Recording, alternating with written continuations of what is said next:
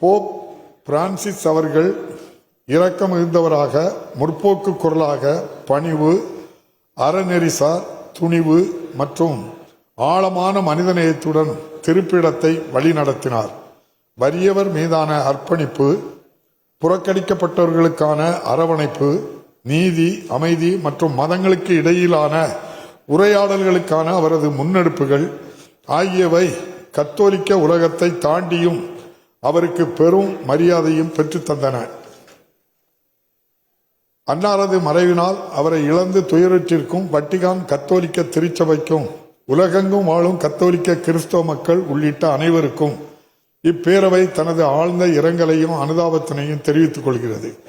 இந்த இரங்கல் தீர்மானத்தை நிறைவேற்றும் முகத்தானும் மறைந்த இப்பெருந்தகைக்கு மரியாதை செலுத்தும் வகையிலும் மாண்புமிகு உறுப்பினர்கள் அனைவரும் எழுந்து நின்று 2 மணித்துளிகள் அமைதி காக்குமாறு கேட்டுக்கொள்கிறேன்.